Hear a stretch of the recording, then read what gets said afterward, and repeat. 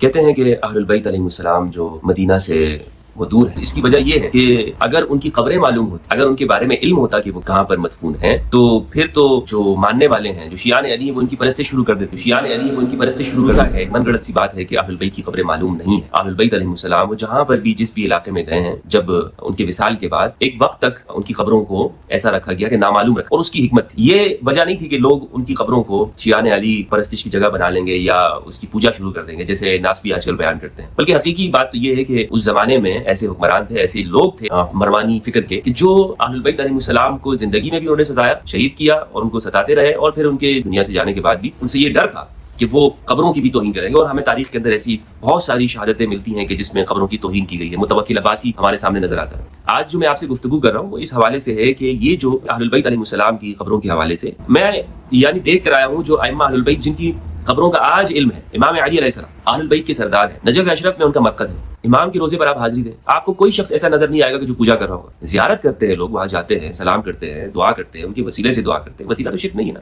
چلے ہم کہہ سکتے ہیں کہ اختلافی مسئلہ ہے، لیکن میرے بھائی بہرحال کوئی سجدہ تو وہاں پر نہیں ہو رہا. میں اپنی آنکھوں سے دیکھ کر آیا ہوں. امام حسین علیہ السلام، ان کی قبر معلوم ہے، ان کی شہادت کی جگہ جو ائمہ اہل البیت ہیں، جو ان کے ساتھ اور تھے خانوادہ رسول صلی اللہ علیہ وآلہ وسلم، ان کی قبریں معلوم ہیں. امام عباس علیہ السلام رضی اللہ عنہ رحمہ اللہ، ان کی قبر معلوم ہے. ان کے ساتھ ایسا نہیں کرتے، ان کو سجدہ نہیں کرتے ہیں.